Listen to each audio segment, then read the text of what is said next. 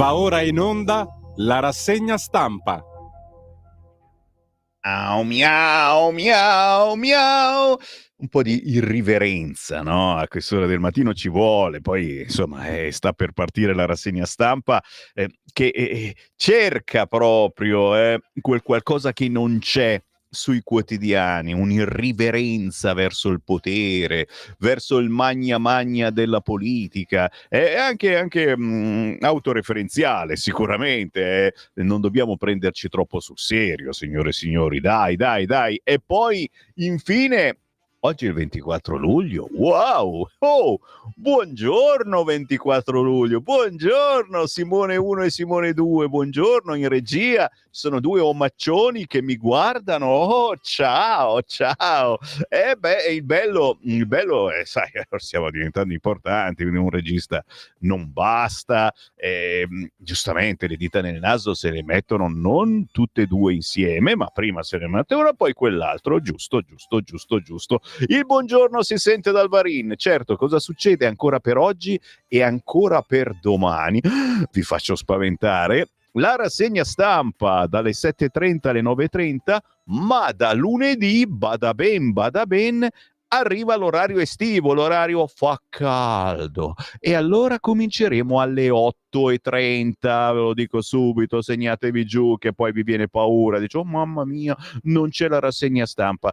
Da lunedì prossimo, rassegna stampa alle 8.30 fino a settembre per i leghisti celoduristi, quelli che proprio non possono farne a meno, eccetera. Io comincerò comunque alle 7.30, certamente, ma dovrete venire qua in Bellerio, praticamente. Farò una rassegna stampa apposita per i celoduristi qui in Bellerio o via citofono, per cui citofonate Radio Libertà. Che mi guardano tutti seri, cioè, mi piace quando mi prendete sul serio, mi piace sta cosa. Citofonate Radio Libertà e state al citofono a sentire la rassegna stampa di Sammy Varin, oppure potete entrare tranquillamente qui in redazione in piedi, come a messa praticamente, in piedi, e io sarò lì a fare la mia rassegna.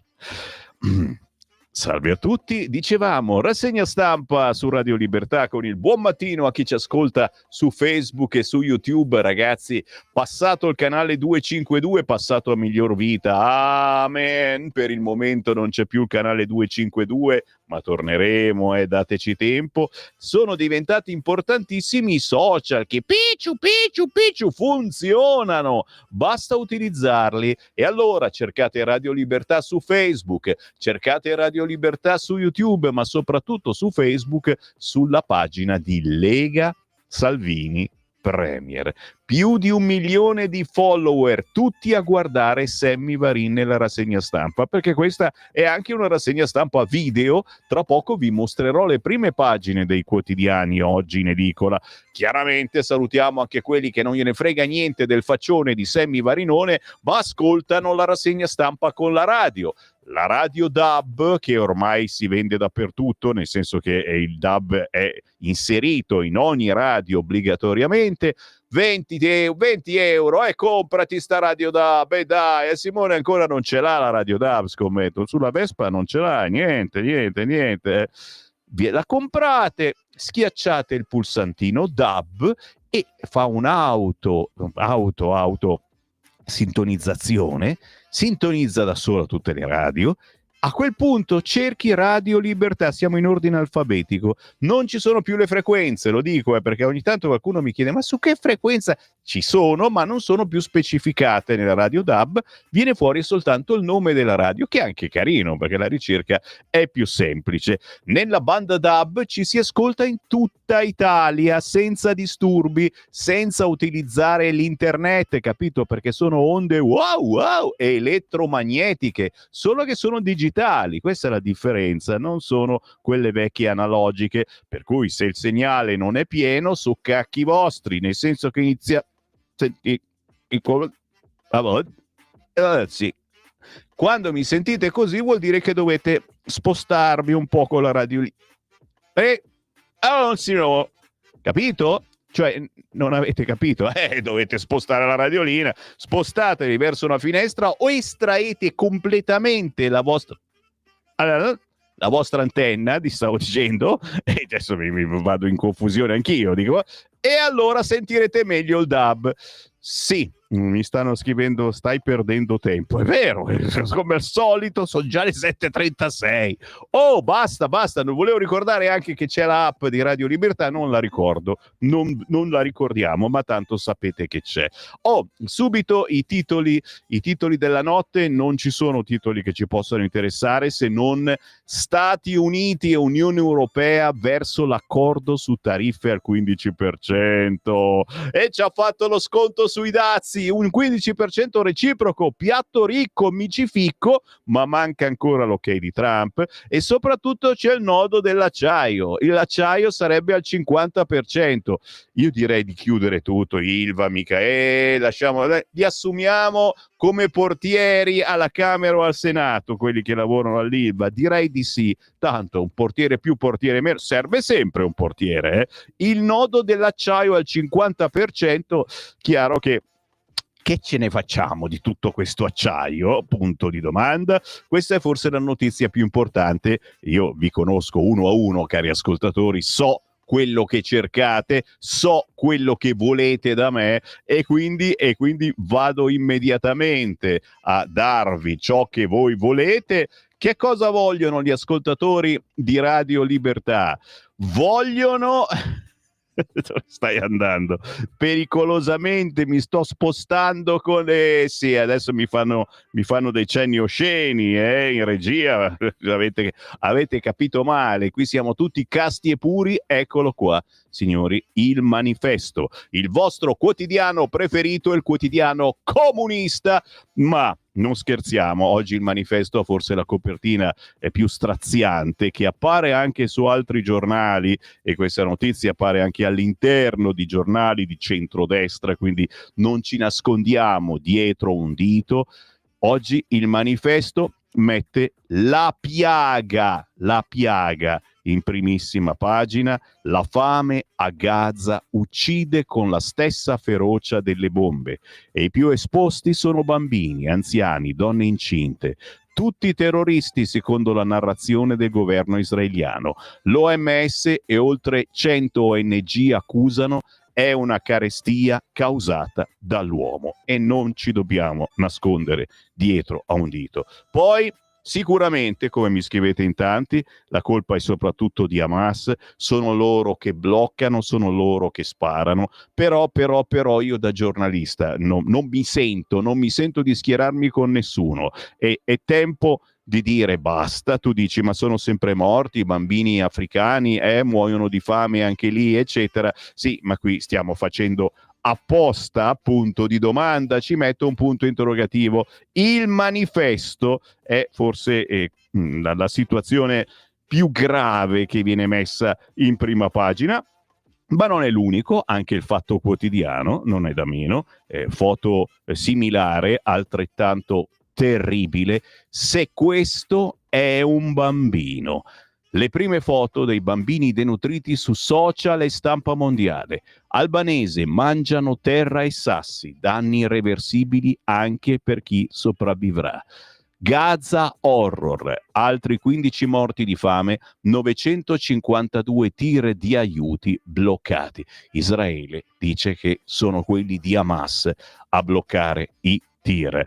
Attenzione, il Fatto Quotidiano, ce l'ha anticipato anche lo stesso generale ieri, perché si fanno pubblicità null'altro. Il Fatto Quotidiano si occupa anche di Vannacci, non è una novità, tutti stanno cercando lo scheletro, non ridere, purtroppo c'è davvero in prima pagina lo scheletro del bambino, gli scheletri negli armadi di Vannacci. Chi sta? Attenzione che poi ci trovi anche la tizia che è svenuta nell'armadio, anche lì sono quelle robe. Com'è possibile che è entrata in un armadio e c'è svenuta dentro? Sta. Non è questo l'argomento. Vannacci, 56 anni e già pensionato, 5.000 euro più Unione Europea. Sì, ma ne ho diritto. Signori, il Fatto Quotidiano oggi mette in prima pagina quanto guadagna Vannacci di pensione. chiaramente, ripeto, Vannacci già ne ha parlato ieri pomeriggio sui social, ringraziando naturalmente i giornalisti che gli stanno dietro e che stanno ormai sfrugugliando in tutta la sua vita passata, presente, futura, e vabbè, d'altronde l'avete capito, Vannacci, io ve l'ho anticipato ormai un anno fa, è l'unico personaggio di una certa caratura, con una certa personalità forte, che possa in questo momento farsi notare all'interno della politica. Ce ne sono altri, ma non li fanno passare. Non li fanno passare, attenzione, non sto parlando dei politici, dei compagni di partito, eccetera, i quotidiani. In questo caso Vannacci deve davvero ringraziare i giornalisti di sinistra che lo hanno pompato, pensavano di distruggerlo, pensavano di bollirlo in anticipo, e invece lo hanno pompato, gli hanno fatto andare alla stragrande i suoi libri, e anche dal punto di vista politico avete visto il risultato, è diventato vice della Lega insieme alla Sardone e ad altri, è diventato europarlamentare, è diventato responsabile della campagna elettorale della Lega in Toscana, e manca solo che vinciamo pure in Toscana.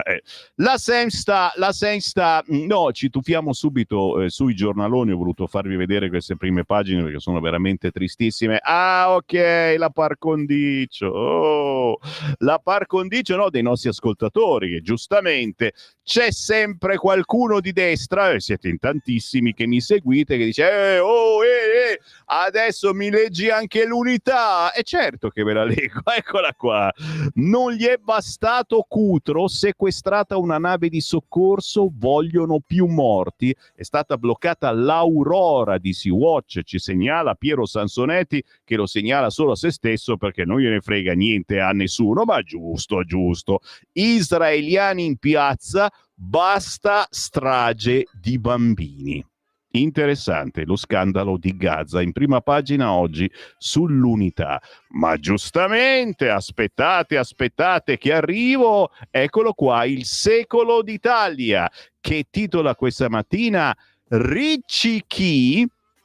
Cioè adesso fanno finta di non conoscerlo, ragazzi. L'ex governatore che ha governato città importanti, e adesso vorrebbe governare la regione Marche. Sì, vabbè, è stato beccato senza le cinture di sicurezza, ma insomma, dai, è stata già dimenticata questa cosa. E dopo l'avviso di garanzia e quello che ha fatto, oggi spiattellato su tutti i quotidiani, cose gravissime e inenarrabili, e adesso pare che il PD sì, va bene, ok, ma 5 Stelle cominciano ad avere grossi dubbi. E attenzione, i dubbi diventano dubbi poi allargati, dubbi sul campo largo a quel punto, perché se non vanno insieme nelle Marche, nel resto d'Italia che succederà?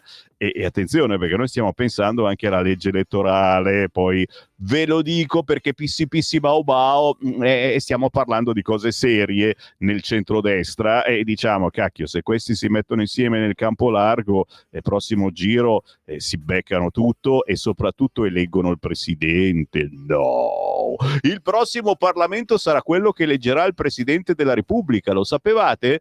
Fotte niente a nessuno, no, perché poi arrivano le polemiche, dicono non possiamo fare ancora Mattarella, Mattarella esimio, gli auguri, manco un trafiletto piccolino, oggi proprio piccolo, ah sì, tanti auguri Mattarella, poi io non frega, pazzesco, ma il prossimo Parlamento sarà quello che dovrà eleggere tutti insieme il prossimo presidente. E iniziamo a pensare chi potrebbe essere, e iniziamo a pensare che se la sinistra, pensiamo troppo stamattina. Secolo d'Italia, Ricci chi? 5 Stelle e AVS in fuga. Il PD prova a puntellarlo, ma il campo è sfatto.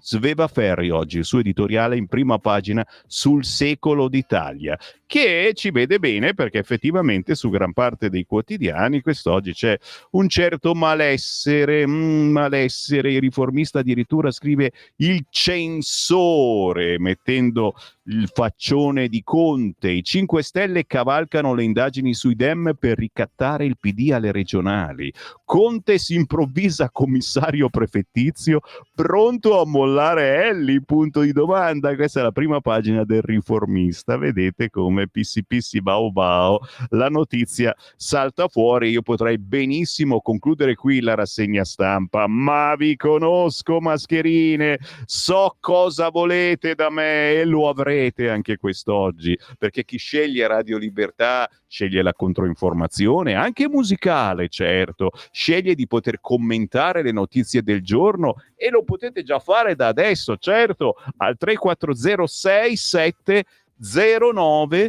659 è il nostro numero di WhatsApp, solo WhatsApp, non spedite soldi qui, niente, solo WhatsApp 34067, ma che controllava subito se c'erano soldi Simone, 3406709 659, mi dite quello che pensate su qualunque argomento, un file anche audio se volete, cantato, ballato, come io lo trasmetto, io trasmetto tutto, io tutto trasmetto.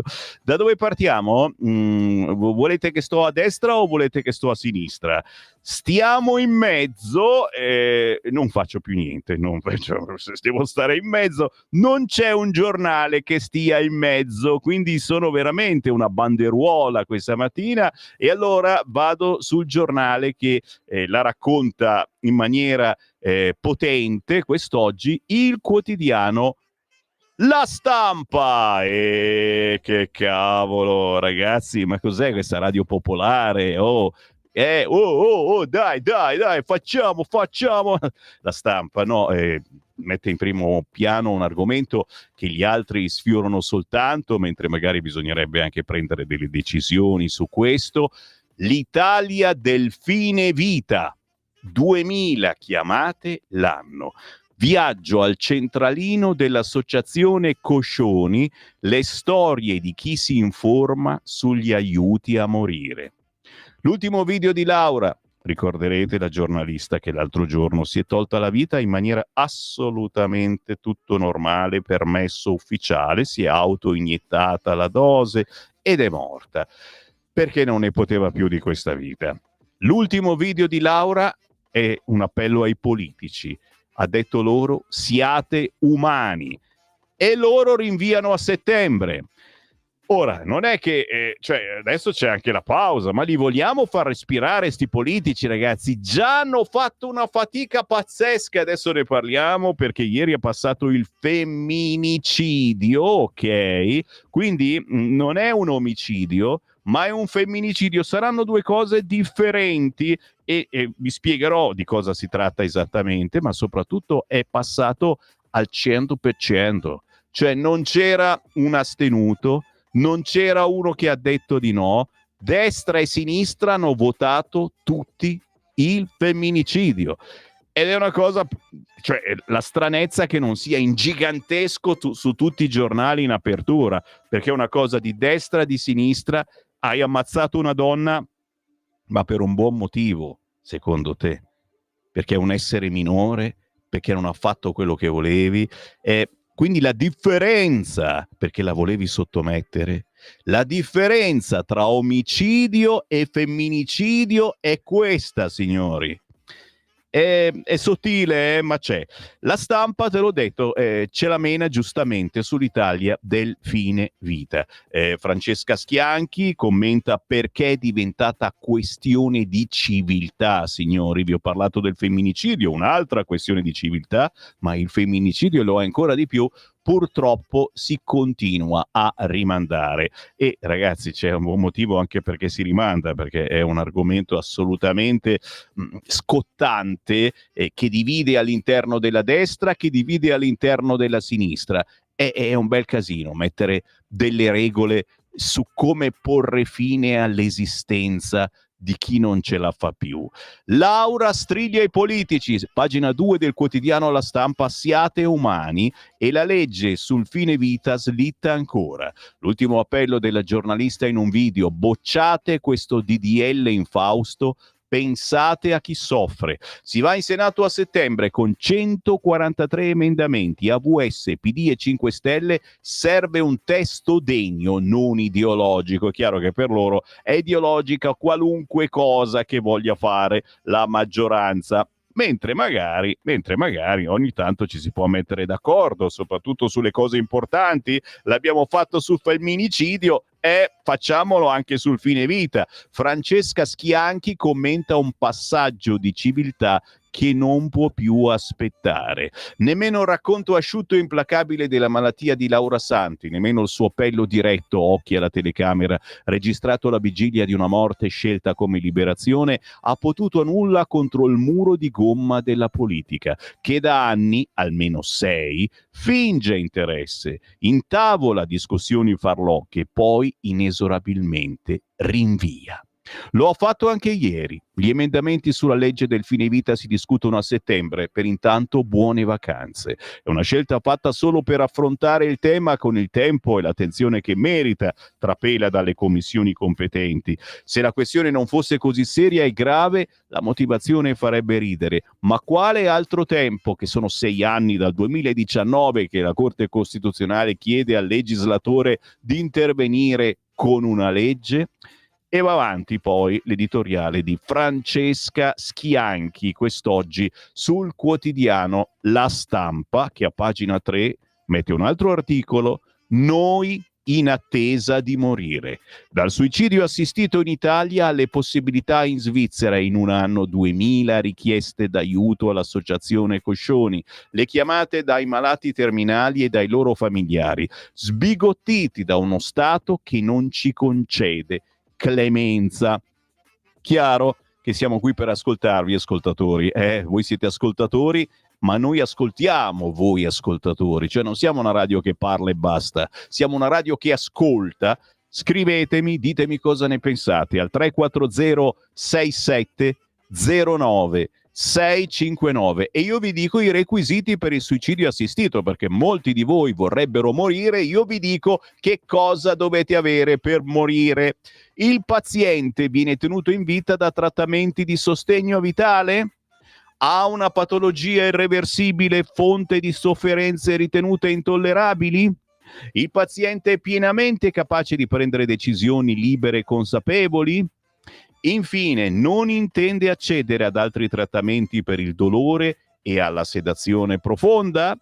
Se la risposta per queste domande è positiva, potreste poter morire in santa pace. Ma è chiaro che non è una roba subitanea, ci vuole la burocrazia, è come prendere un appuntamento dal cardiologo, ci vogliono 2 anni.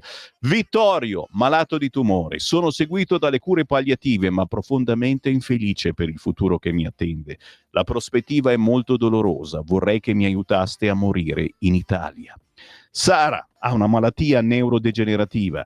Ho fatto qualsiasi terapia, ma giorno dopo giorno peggioro e le condizioni in cui sono costretta a sopravvivere si sono fatte pesanti, ma non voglio che mio fratello possa avere problemi. Caterina, figlia di una malata terminale.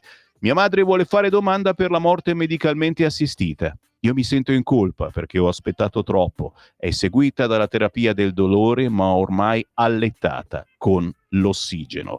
Paginone quest'oggi, importante a mio parere.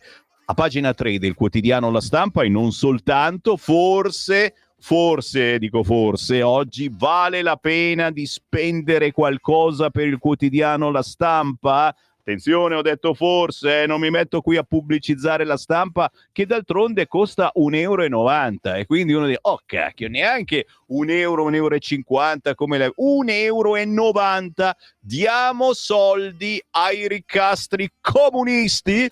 Vedete voi, magari oggi ne vale davvero la pena. E visto che ci stiamo sulla Stampa, no dai, non è possibile, voi mi aspettate fuori. Ma scusami, io sono qui a cercare la notizia, la cerco, come lo cerca la Peppina la cerca e poi la trova. Sono impazzito completamente, d'accordo, vi trovo la notizia e ditemi almeno grazie, che sia su un giornale di destra o di sinistra non importa, l'importante è che vi trovo qualcosa di diverso. Guarda, mi abbassano pure la base perché siete pronti già a fare la pausa e io faccio finta di niente e vado avanti. Pagina 4, quotidiano La Stampa, carestia di massa. Qui parliamo chiaramente della striscia di Gaza ed è una notizia che c'è anche su altri quotidiani. Qui viene messa in primissimo piano ricordando che 100 ONG lanciano l'allarme. Forniture bloccate, 1 milione di minori a rischio, il totale dei morti per fame 88. L'IDF dice però che è Hamas a sparare sulle persone ai centri. Qualcuno ci dice la verità? Punto di domanda. Se non ce la dicono, io poi vi leggo l'intervento di Patrick Zaki. No! Sul quotidiano La Stampa. Vogliono una Gaza senza cristiani? Ah, però Francesco era più incisivo di Leone. L'attivista egiziano che conosciamo bene, Netanyahu cerca di prolungare la guerra per restare al potere. L'intervista di Giuseppe Acconcia oggi a Patrick Zaki: mi è dispiaciuto osservare l'interesse selettivo nella sicurezza dei civili cristiani rispetto agli altri. E giustamente ci dice delle cose che magari non ci abbiamo fatto caso. Quanti cristiani stanno ammazzando o stanno trattando molto male da quelle parti. Bravo Zaki. Oh, Sammy Varin che dice bravo Zaki, è Natale.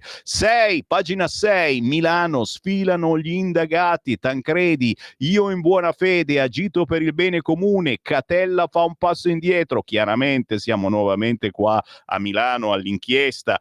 Andranno in giudizio in 6 per Park Tower, tra loro un imputato dell'inchiesta madre. Ma attenzione, non è questo che mi interessa, perché lo dicono tutti i giornali. Carina invece a pagina 7 l'intervista sulla Stampa a Paolo Rossi. La città è volata via con i suoi simboli. Alla fine nel cenacolo faranno i party. Grandissimo attore, pochino di sinistra chiaramente, ma appena a me è sempre stato simpatico, anche se odia i leghisti. E io non glielo dico che sono leghista, mi metto cappellone, barba finta e ogni tanto lo vado a vedere. L'attore dice: Sala è una brava persona, ma in democrazia se voti uno vanno al potere in 113. Paolo Festuccia intervista Paolo Rossi, oggi pagina 7 del quotidiano La Stampa, e vi leggo solo l'incipit dell'intervista, altrimenti poi mi fate avere la tessera ad honorem del PD. Il finale più suggestivo è quello di Miracolo a Milano, con i barboni che volano via a cavallo delle scope degli spazzini. Splendida visione, vi ricordate la canzone? Ci basta un po' di terra per vivere e morire. Sono ricordi incredibili di infanzia che però hanno un significato potentissimo, lo devono avere ancora oggi nelle nostre coscienze. Paolo Rossi, cresciuto a pane e consigli tra Dario Fo e Enzo Iannacci, avverte che i simboli non si toccano, perché se si abbattono c'è il rischio di non fare i conti con la storia.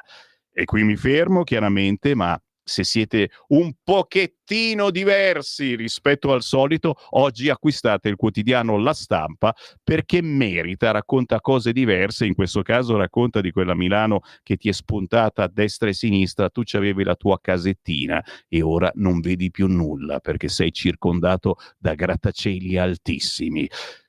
Sì, la pausa, finalmente, vi do ragione, sono le 8 e ogni mezz'ora Sammy Varin manda in onda un artista indipendente sconosciuto, perché io non faccio quello che fanno gli altri, non c'è nessuno che mi obbliga a passare questo o quest'altro cantante e io adesso passo Anna Panzanelli.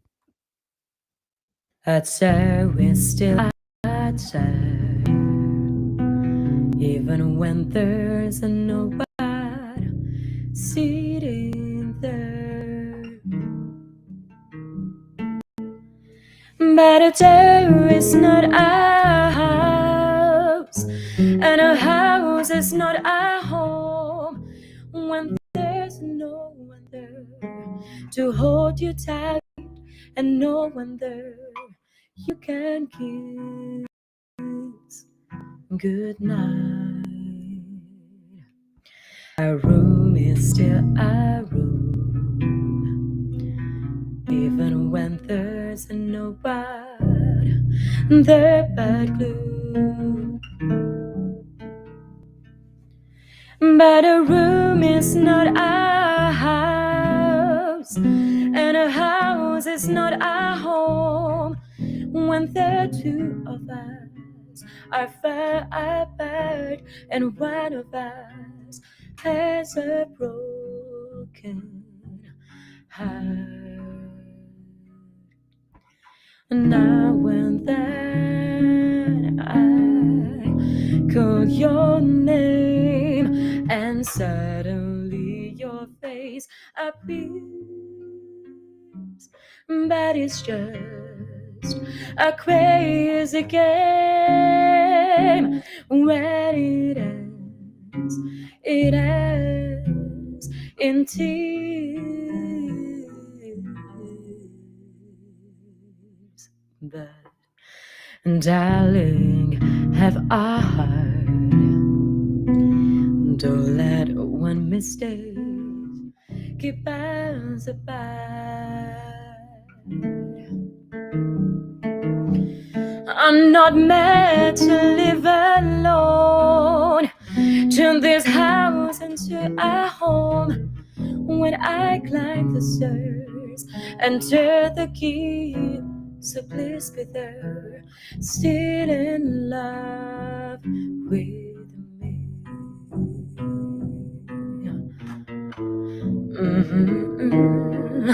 I'm not meant to live alone. Turn this house into a home. When I climb the stairs and turn the key, so please be there, still in love with me.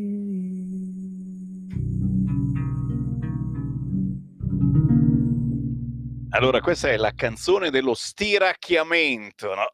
Sentendo questo pezzo, si sono stiracchiati tutti qua in radio, spero anche voi a casa, perché è un buon risveglio, devo dire, quello che ci regala Anna Panzanelli con questa House is not a home, bella meditazione.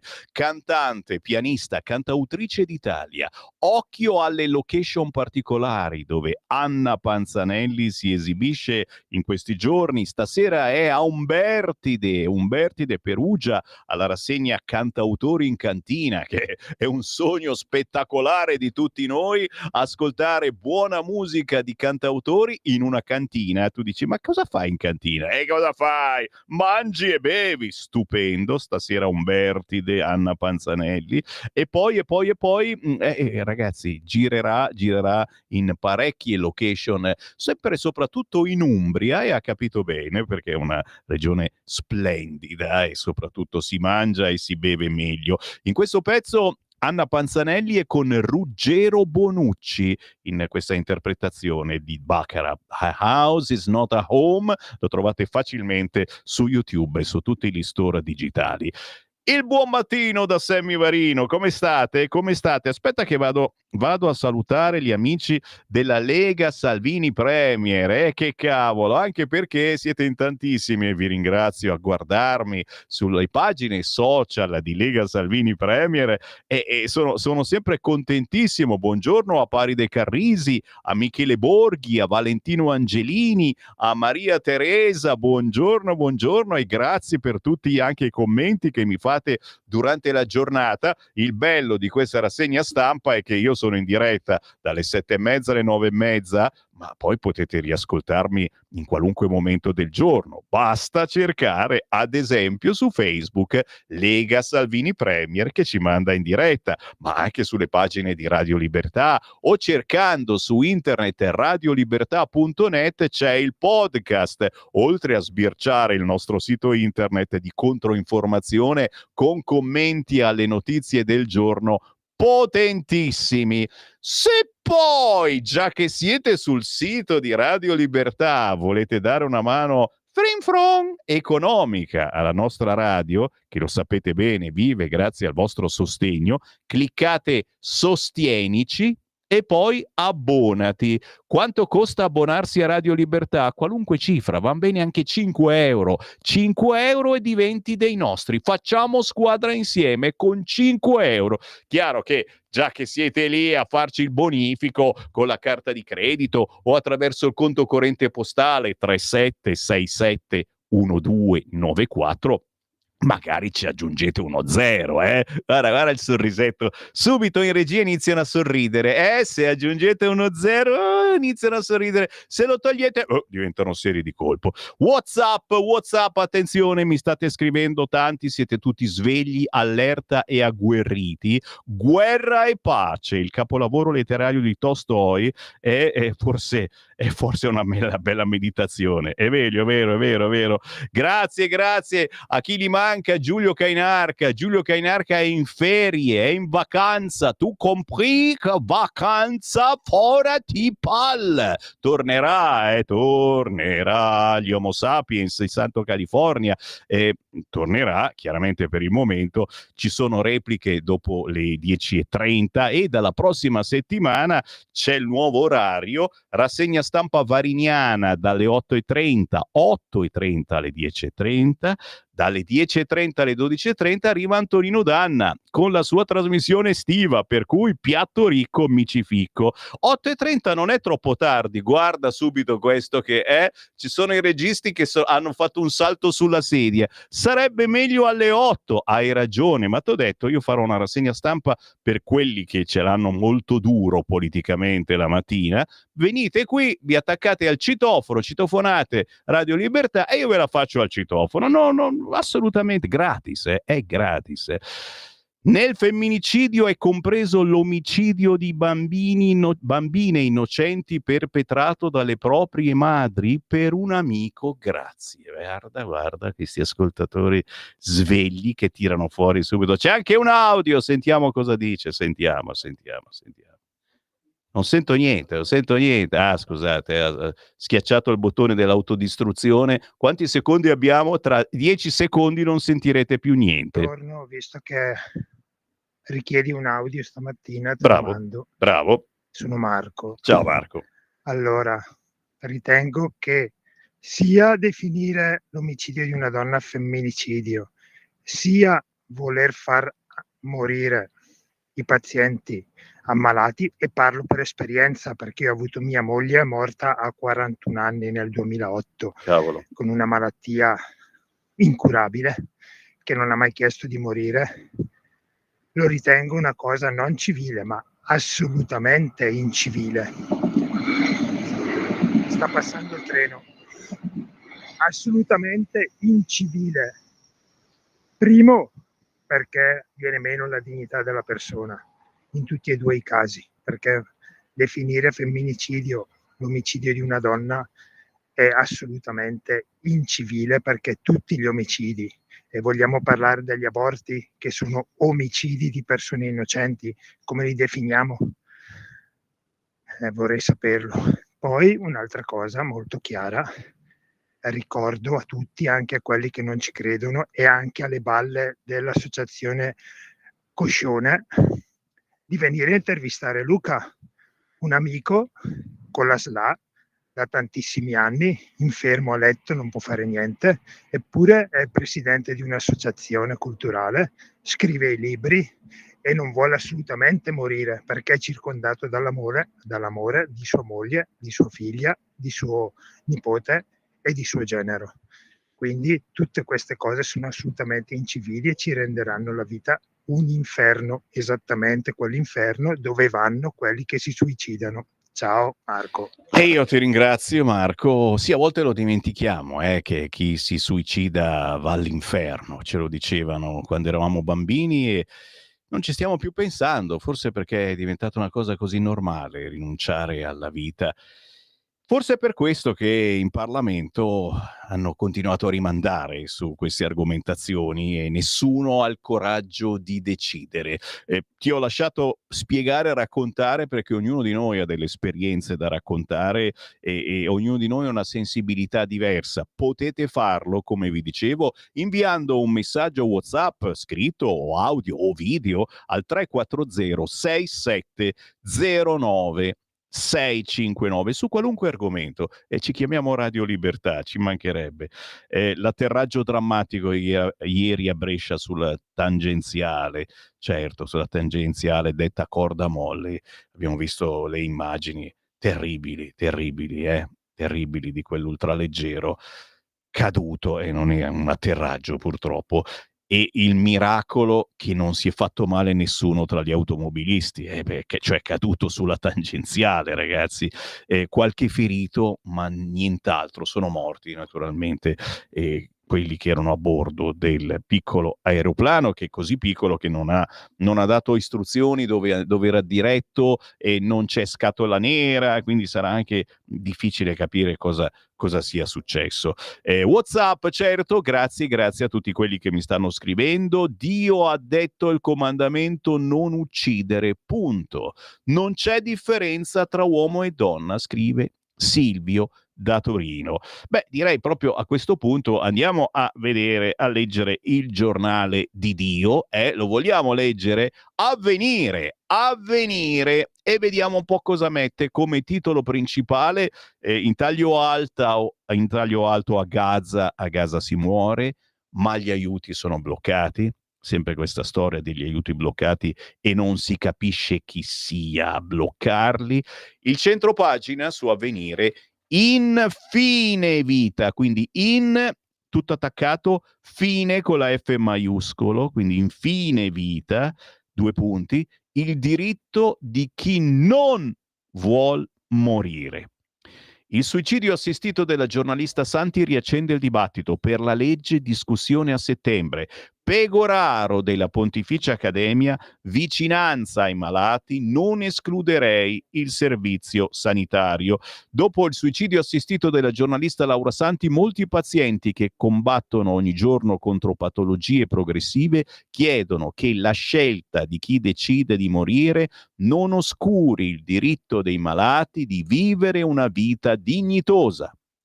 Le commissioni del Senato rinviano a settembre anche il voto sugli emendamenti. Più tempo ai relatori per mediare su comitato e servizio sanitario. Monsignor Pegoraro, opportune commissioni medico-legali regionali, palliative davvero accessibili e valutare effetti e rischi dell'esclusione della sanità pubblica. Qui tiriamo in ballo naturalmente la solita storia, sanità pubblica, sanità privata. Sapete bene che se prenoti una visita con l'assicurazione o pagandola la fai domani, se devi prenotarla col Servizio Sanitario Nazionale la fai tra 2 anni. Ci stiamo provando? Sì. La Lega, il centrodestra, in Lombardia qui soprattutto stiamo facendo miracoli, ma davvero non è semplice. Sì, abbiamo liberato l'accesso alla facoltà di medicina, ma ci vogliono 10 anni. Abbiamo lasciato Avvenire, sono le 8:14, il buongiorno si sente dal Varin, buon mattino a chi si sveglia con la mia rassegna stampa, chi ha scelto questa controinformazione che giustamente oggi ha voluto partire con il quotidiano La Stampa perché aveva in prima pagina questa cosa del fine vita che non si vuole decidere, adesso giustamente passiamo al giornale, dai. Il giornale apre comunque con una bella notizia perché se davvero fosse così non è così terribile. La questione dazi, a un passo l'accordo sul 15%, quindi solo 15%, attenzione, se fatti bravi potremmo 14, dai, grazie. Europa e USA trovano l'intesa sulle tariffe, ma manca ancora il via libera di Trump. cazzo non ha ancora deciso.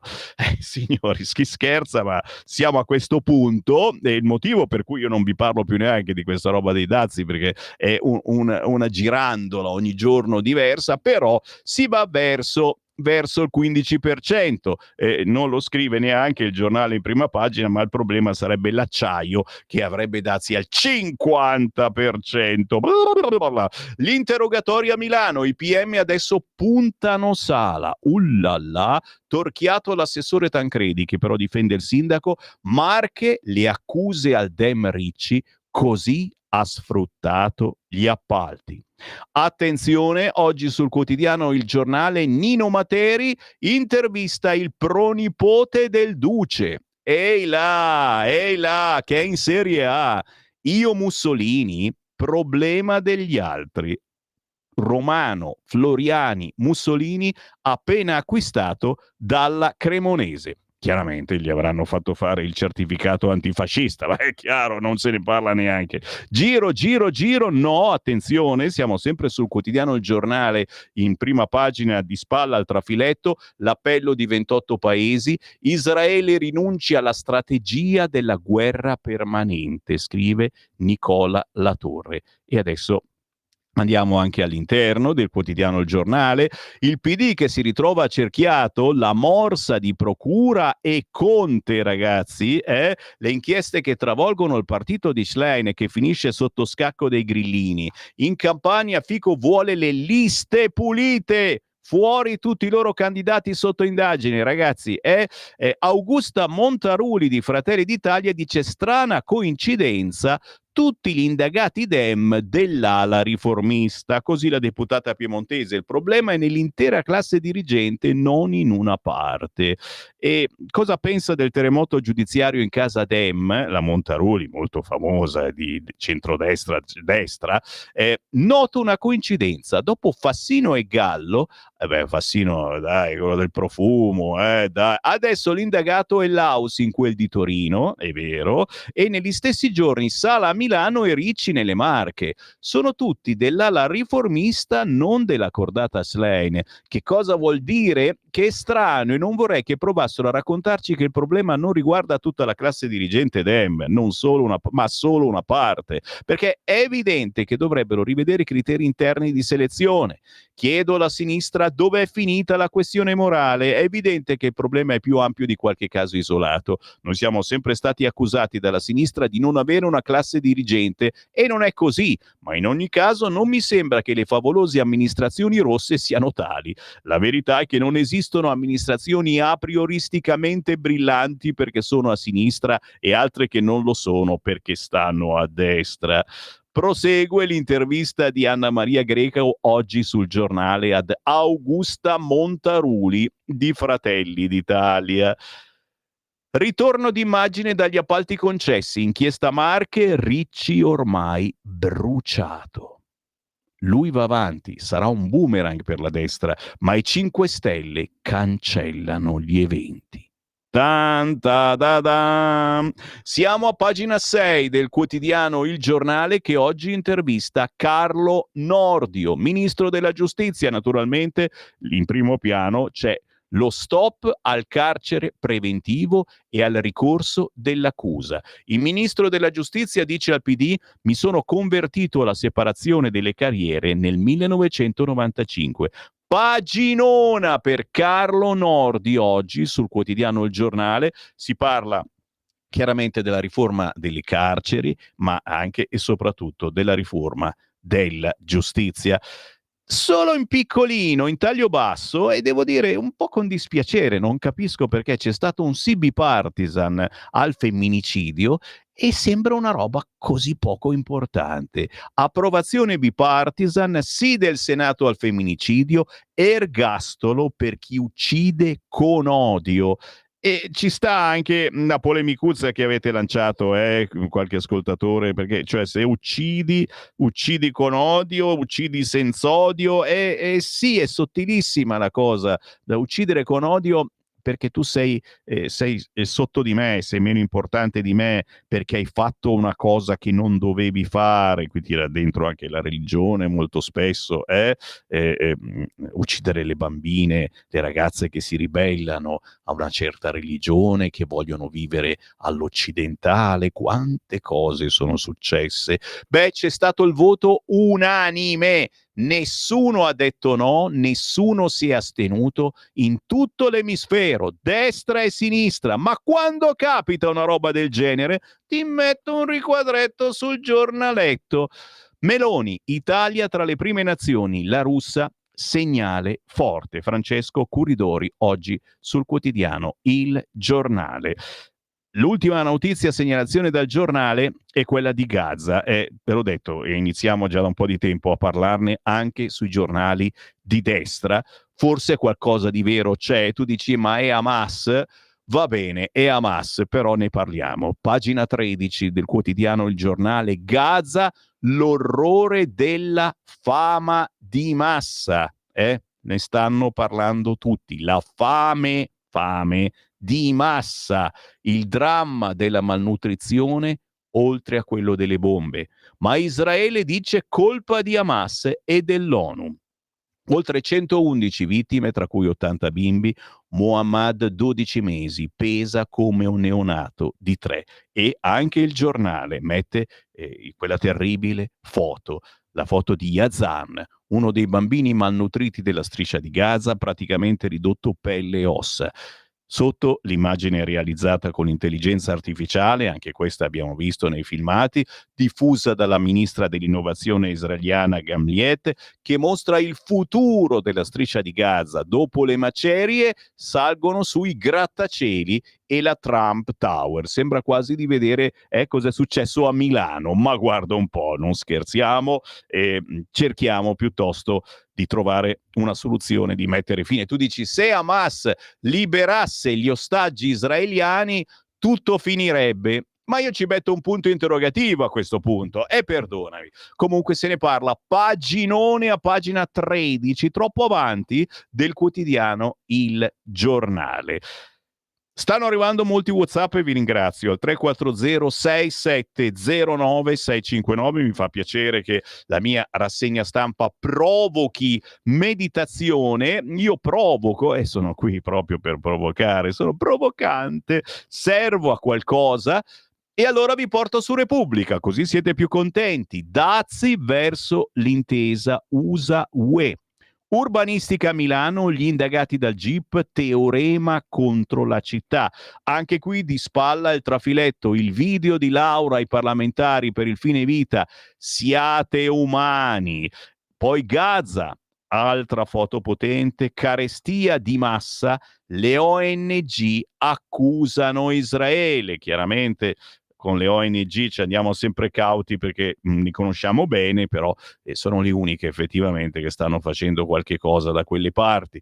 A pagina 6, gli indagati di Milano, inchiesta senza prove, è un processo alla città. Interrogati i 6 per i quali sono state chieste misure cautelari, il legale di Marinoni evoca il teorema, indagini sproporzionate.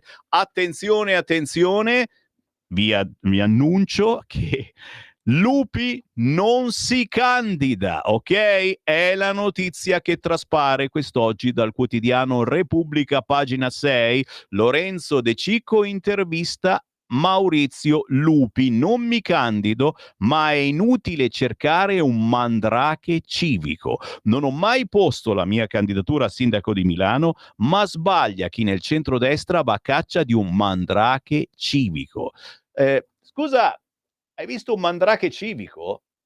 No, non ce n'è. Non sostiene l'ex ministro Maurizio Lupi, presidente di Noi Moderati. Onorevole Lupi, Beppe Sala ha fatto bene a non dimettersi?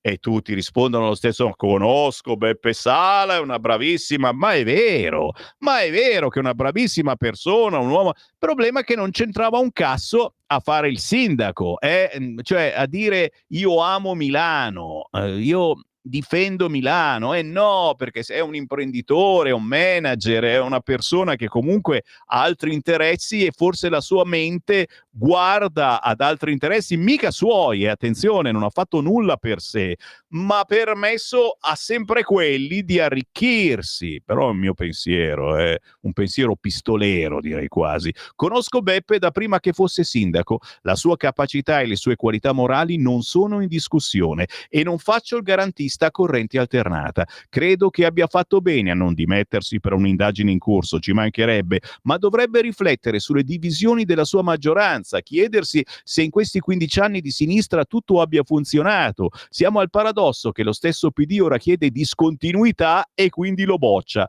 Quanto all'inchiesta, non so dove finirà, vedo il rischio di demonizzare un modello. Il modello Milano quindi non va demonizzato? Strano sentirlo da destra, ma non è un modello del centro-sinistra, dice Maurizio Lupi. È ciò che ha reso forte Milano, a prescindere dal colore politico di chi governava. Il privato non è il demonio. Il centrodestra deve accelerare sulla scelta del candidato? Intanto vediamo quanto resisterà questa giunta. In teoria si vota nella primavera del 2027. Il tempo c'è, ma non facciamo gli errori un'altra volta, perché facciamo sempre errori qui a Milano e troviamo all'ultimo momento una persona sconosciuta. Serve un civico, come dice Forza Italia. Ho sentito chi invoca un Superman civico, addirittura hanno già scelto gli assessori, ma mi sembra un modo per lavarsi la coscienza. È in giro e in giro non ci sono mandrache. Prima dobbiamo chiederci perché in 15 anni non abbiamo costruito una proposta alternativa credibile che Milano immaginiamo nel 2050. La politica deve tornare a essere forte. La Russa ha caldeggiato una sua corsa da sindaco, dunque in pista o no? Mi onora, ma io non ho mai posto la mia candidatura. Certo, Milano è la mia città, noi moderati ci sarà da protagonista. Crede a un ritorno di Roberto Formigoni? Già, Roberto Formigoni è tornato in politica, ragazzi. A Roberto voglio bene, è stato il miglior presidente della Lombardia, deciderà come dare il suo contributo. Pensa se ritorna Formigoni a fare il presidente. No, vabbè, magari a fare il sindaco di Milano. Sulle regionali d'autunno in maggioranza non c'è un accordo sui nomi. Nel vertice di lunedì niente fumata bianca. Di sicuro la coalizione sarà unita, ma ora ci siamo dati un metodo. Faremo sondaggi per capire chi in Toscana, Campania e Puglia è il candidato più competitivo, indipendentemente dalle aspirazioni dei 4 partiti. Niente bilancino. Per le Marche, la prima sfida invece, il candidato già c'è, Acquaroli, e ha governato bene. Scusa che mi suona il telefono. Sì, pronto? Chi mi piacerebbe che governasse la regione Lombardia? Può stare un attimo in linea che sono in diretta? Grazie, no, scusa, che suona di nuovo il telefono. Pronto? Per il Veneto chi vuole? Sì, un attimo, metto in attesa. Cazzo, tutti adesso a fare i sondaggi, ragazzi miei, non so. Il Veneto resterà alla Lega? Non abbiamo deciso, risponde Lupi, Maurizio Lupi, oggi intervistato, signori, bada ben sul quotidiano Repubblica. C'è un motivo per tutto ciò. Non abbiamo deciso, dice Lupi, per il Veneto, ma il Veneto non è un problema. Per il centrodestra i consensi sono alti. Lega o non Lega, stiamo dialogando per trovare anche lì il miglior candidato tenendo conto dei pesi dei partiti. Sì, trova uno che non sa di niente, poi vedi come ti passa subito a sinistra il voto.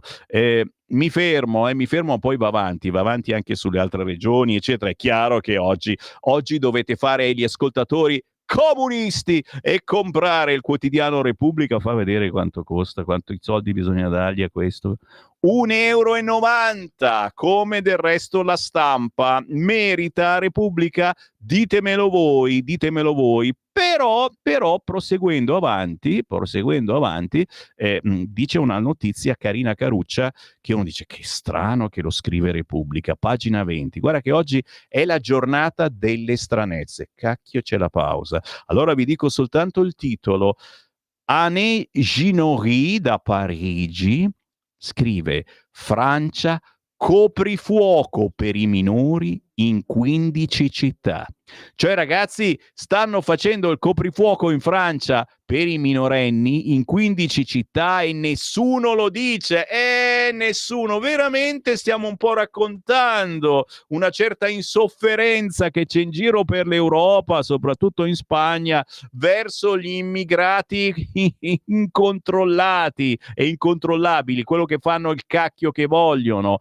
E ci deve essere anche un po' di paura in Francia, visto che i sindaci, non soltanto di destra, hanno deciso il coprifuoco per i ragazzini. Da Béziers a Nîmes e a Limoges, divieto di uscire di notte fino a settembre per mettere un freno alla delinquenza giovanile. Se siete interessati, restate lì, signori. Adesso c'è Acerbis, il meteo, poi una canzone bellissima di Barbra Streisand, assolutamente sconosciuta perché le solite le passano tutte le altre radio, e poi vi leggo cosa sta accadendo in Francia. Stai ascoltando Radio Libertà. la tua voce libera, senza filtri né censura. La tua radio.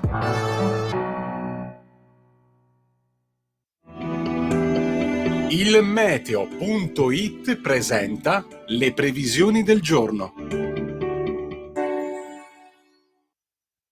Un vortice ciclonico è in azione sul nostro paese, con conseguenze soprattutto al nord. Nella prima parte di giornata tempo molto instabile su Lombardia e nord-est, con rovesci e temporali frequenti. Irregolarmente nuvoloso o coperto sul resto del nord e sulla Toscana, con piogge però più isolate. Soleggiato altrove. Nel pomeriggio tempo ancora spiccatamente instabile al nord, con precipitazioni temporalesche. Molte nubi su buona parte delle regioni tirreniche, ma con fenomeni più isolati. Sole dominante sul resto del paese. Per ora è tutto da ilmeteo.it, dove il fa la differenza. Tutti i dettagli sulla nostra app. Una buona giornata da Alessandra Tropiano. Avete ascoltato le previsioni del giorno. Lo amiamo perché ci offre sempre le cose più buone e naturali. Linea Alberto Acerbis. Rieccoci qua cari amici e cari amiche di Radio Libertà. Allora io manca poco, poi chiudiamo, voi potete fare le vostre prenotazioni per quanto riguarda l'olio, l'HC2, quello per i dolori, il collagene, ma c'è un ma. I ma sono molto importanti. Io sto parlando molto in questi giorni perché abbiamo raccolto la bava fresca, quindi il prodotto è meraviglioso, di GastroFree. GastroFree è una soluzione naturale per coloro che soffrono di reflusso gastroesofageo, per coloro che soffrono di reflusso, per coloro che hanno l'acidità di stomaco. Brutta cosa l'acidità di stomaco. Quando c'è il bruciore di stomaco, quando vai a mangiare qualcosa, vai a casa, ti svegli di notte e ti sembra di avere il fuoco nell'esofago. In quel caso lì prendi un bicchiere d'acqua, metti dentro un cucchiaio da minestra, non un cucchiaio da caffè di GastroFree, e prendilo, o prendilo così senza acqua, provalo e tu spegnerai l'incendio. Se poi tu vuoi fare una cosa secondo me intelligente tutti i giorni, prendere un mezzo bicchiere d'acqua, un cucchiaio di GastroFree, ti aiuta a creare alla barriera dell'esofago, dello stomaco, un film, una protezione bioattiva che blocca l'attacco dell'acidità. Guardate, io mi rendo conto, forse perché di questo ne ho sofferto un pochettino, ne soffro ancora, però ho smesso di prendere tante medicine. Va bene, quando mi arriva la condizione magari chiaramente non puoi far senza prendere medicine, però per me la cosa per me è fantastica, per me che ne ho sofferto. Se prima prendevo 10 bustine oggi ne prendo 5 al mese ed è tanta roba. Quindi ascoltatemi: reflusso gastroesofageo, pancia gonfia, bruciore di stomaco, iperacidità, fatica a digerire, provate la strada della natura. A Brescia la chiamano la Caedagno, cioè la stradina. È un po' più lunga, deve essere una bella abitudine, prendetelo, chiamate per le informazioni. Adesso vengo all'offerta, però poi dopo non so se la farò ancora.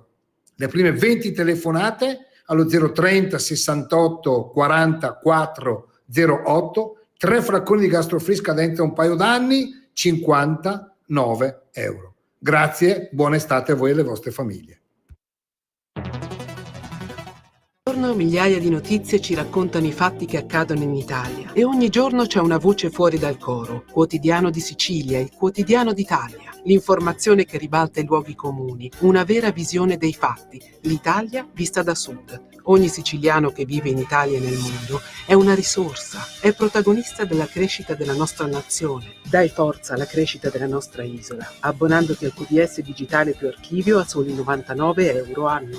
Quotidiano di Sicilia, il quotidiano d'Italia, una scelta di valore. Stai ascoltando Radio Libertà, la tua voce libera, senza filtri né censure, la tua radio.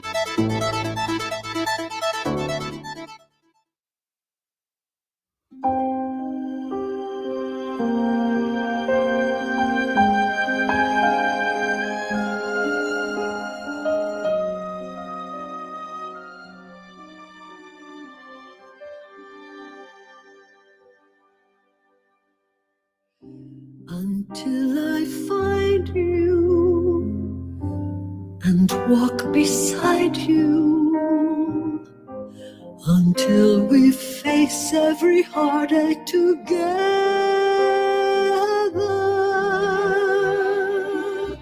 I'll keep believing, feel your breathing, hear your cries. With every season of sorrow, somehow our love survives. As nights grew longer, our prayers grew stronger, and in the darkness we kept hope alive. We made a promise that love will survive. And in our dreams we are running from shadows, Leaving behind the tears and the ghosts. until I'm near you. Somehow I'll hear you. Your voice will echo inside me forever.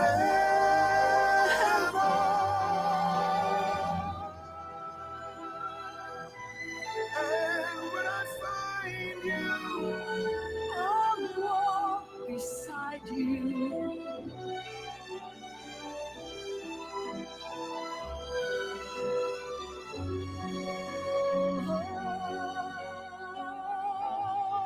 And in our dreams we are running from shadows, leaving behind the tears and the ghosts. the tears and the ghosts. Our years were taken, Our spirits shaken, but in the darkness we kept hope alive. We made a promise that love will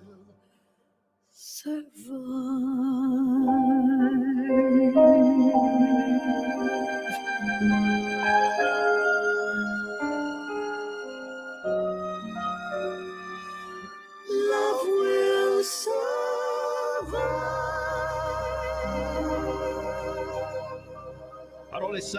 Parole sante, Love Will Survive, signori. Barbra Streisand con Ciel, la prima volta che Barbra Streisand incide per la colonna sonora di una serie, si tratta de Il tatuatore di Auschwitz, che uscirà forse prossimamente, come al solito, su qualche cosa di tipo Netflix, eccetera. Prima volta però che Barbara si è avventurata in questa nuova cosa. Chiaramente tutta roba sconosciuta, non si sente sulle grosse grasse radio, ma Barbra Streisand certamente sì, la trovate facilmente questo pezzo su YouTube. intero album anche. Sì, non subito tutto, ne esce un pezzettino alla volta, ma c'è un nuovo album di Barbra Streisand e con tante canzoni cantate in coppia con i big della musica mondiale. 8:39, il buongiorno da Sammy Varin, tra poco arrivano i vostri messaggin, ma è uscita una notizia che il Corriere mette in apertura, una buona notizia direi per tutti noi che svolazziamo, voli, niente limite ai liquidi nel bagaglio a mano. Ma questa è una novità fantastica! L'Unione Europea verso il via libera. Cosa cambia? Cosa vuol dire? Che ai controlli si potrà passare anche con profumi, creme, bottiglie di vino nel trolley a mano. Cioè ti porti tutto in cabina. Che figata! Ma soprattutto, cioè, non devi più portarti la cosina piccola, la bottiglietta piccolo. Chissà perché profumi mi viene in mente Fassino. Ma che c'ho bisogno di uno psicologo? Da Malpensa a Linate, Fiumicino e Catania, ecco gli aeroporti italiani coinvolti, mica tutti allora. Però si va verso il via libera ai liquidi nel bagaglio a mano. Nel senso che hanno capito che ormai i terroristi che fanno saltare gli a mano non si usano più, ma cosa va fuori posto, fuori moda, fuori tempo. Vabbè, la notizia ve l'ho data, siamo tutti più felici. Non pensate adesso che se domani andate in vacanza potete portarvi la bottiglia di vino dritti in cabina. Vi arrestano subito. WhatsApp al 340 6709 659. C'è un audio, sentiamo cosa dice. Buongiorno. Buongiorno. Il problema, sono Giovanni, il problema di queste morti procurate in generale dipende dal fatto che ormai tutto quanto è quantificato in costi e benefici e a questo punto tenere in vita una persona è un costo. E noi saremo a un certo punto un costo insostenibile e verremo eliminati. Questa è la conseguenza logica, sarà questo e questo secondo me è il vero obiettivo. Hai 80 anni, curarti costa troppo, tanto ti mancano pochi anni da vivere, vivresti neanche tanto bene e allora ti faccio fuori. Ecco, io credo che sia questa la direzione nella quale noi stiamo andando. Grazie. Buongiorno, grazie. Grazie. Ma cosa avete tutti quanti le mani in mezzo alle gambe, ascoltatori, in questo momento? Abbiamo degli arzilli 85enni, 90enni, svegli allerta, ragazzi che quando vengono qua mi danno delle paccate sulle spalle. Cosa avete a fare autoerotismo anche voi donne a quest'ora che avete più di 80 anni? No, si scherza, ma naturalmente sono situazioni personali, ma soprattutto il fine vita è un qualcosa veramente che va al di là degli schieramenti destra-sinistra ed è per questo che il Parlamento continua a rimandare. Ben venga che mi state dicendo la vostra attraverso WhatsApp al 340 6709 659 su fine vita, ma se volete anche sul femminicidio che è stato approvato ieri in maniera bipartisan e tra pochi minuti ne parliamo con una senatrice della Lega. Intanto, come promesso, torno sul quotidiano Repubblica, ragazzi. Oggi sembra incredibile, ma i giornali di sinistra sono più interessanti di quelli di destra. Non direi mai una roba del genere, ma Repubblica scrive: Francia coprifuoco per i minori in 15 città. Diciamo che è arrivata prima rispetto ad altri giornali che magari ne parleranno domani. Estate con il coprifuoco. Una quindicina di città francesi hanno deciso di vietare ai minorenni di uscire di notte fino a settembre. Una misura drastica motivata da problemi di ordine pubblico e in diversi casi dalla difficoltà dei sindaci nel contenere episodi di violenza urbana, anche se alcuni sindacati di polizia mettono in dubbio l'efficacia dell'iniziativa. Tra le città che hanno adottato il provvedimento c'è Béziers, nel sud della Francia. Il sindaco di destra ha imposto il coprifuoco dopo che alcuni agenti di polizia sono finiti in un'imboscata. Lunedì scorso è stata Nîmes a decretare il coprifuoco dopo una sparatoria legata al traffico di stupefacenti che ha provocato 6 feriti. Misure simili sono state adottate in diversi piccoli e medi comuni. Chi ha violato il divieto rischia una multa fino a 150 euro e la convocazione dei genitori in commissariato. Ragazzi, peggio che ai tempi del Covid. Per il sindacato di polizia Unité però il coprifuoco non è una soluzione duratura contro il narcotraffico.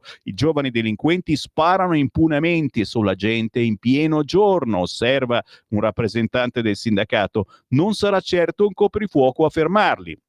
A Limoges, dove la misura è già in vigore da alcuni giorni, la situazione è sconfortante. Un centinaio di persone incappucciate e armate durante una notte di disordini. Il bilancio per il momento non è positivo, ammette il sindaco. Se non abbiamo abbastanza agenti per farlo rispettare è inutile.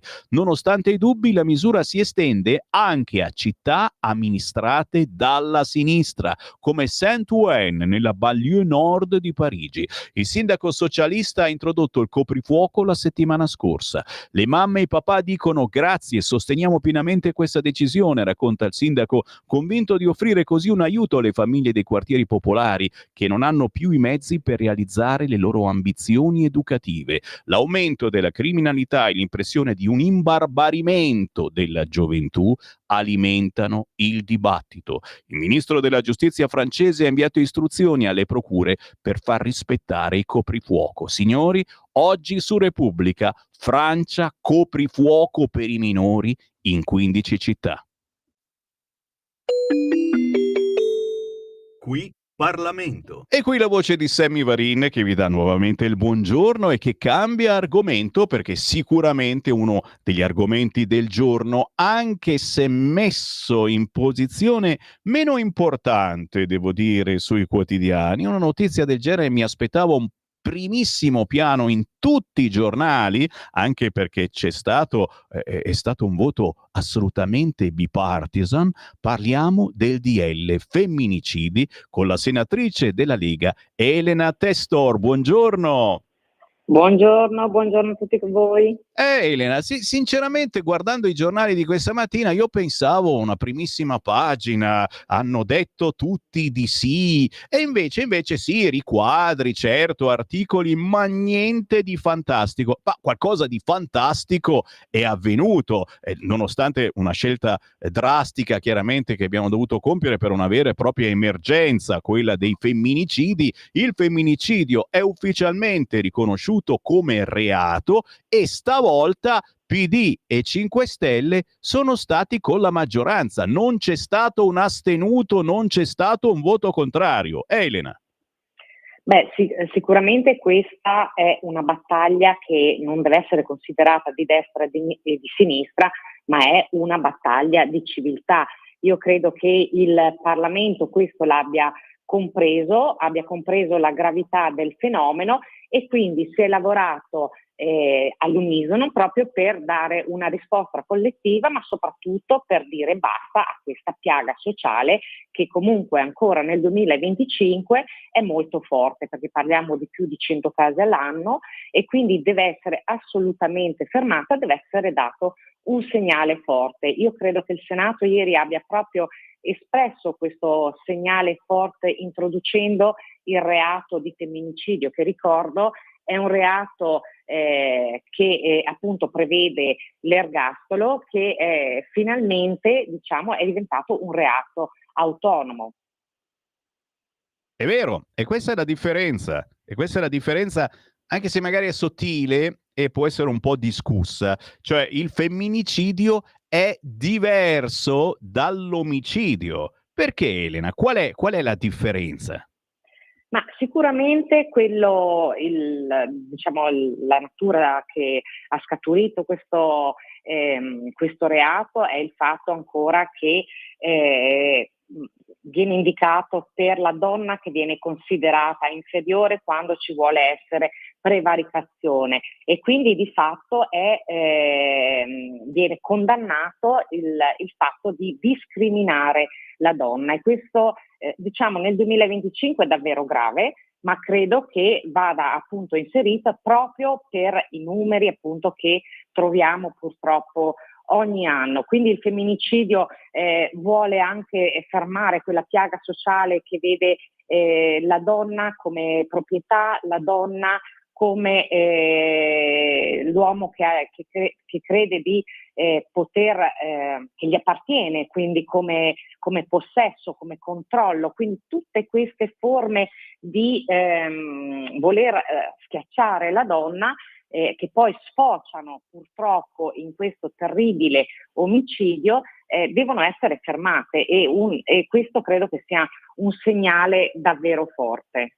Sì, potremmo dire che è un retaggio, parlando un po' come gli amici di sinistra, medioevale, che va assolutamente superato, e parliamo di Italia, c'è una certa Italia che purtroppo ha ancora questa situazione in mente, ma soprattutto viene portato avanti da determinate religioni che sono, lo diciamo senza offendere nessuno, ancora indietro, tra virgolette, rispetto a quella cristiana, che insomma si è in qualche modo evoluta rispetto alle primissime culture, eccetera. Quindi diventa una lotta sociale, anche e soprattutto verso chi arriva nel nostro paese e gli lasciano fare un po' quello che vuole. Parliamo del velo obbligatorio per le ragazzine già giovani, adesso anche a scuola, che facciamo, glielo facciamo mettere oppure no, cose che poi possono sfociare anche in situazioni gravi, perché abbiamo visto quante volte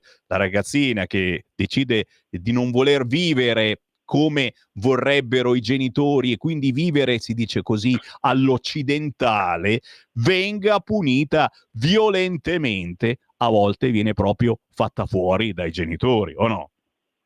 Sicuramente quello che noi non possiamo tollerare in un paese che vuole essere all'avanguardia, soprattutto perché ricordiamo che l'Italia è uno tra i primi paesi europei che introduce appunto questo reato, e quindi non si può tollerare qualsiasi cultura o religione che vede la donna come essere inferiore o di proprietà.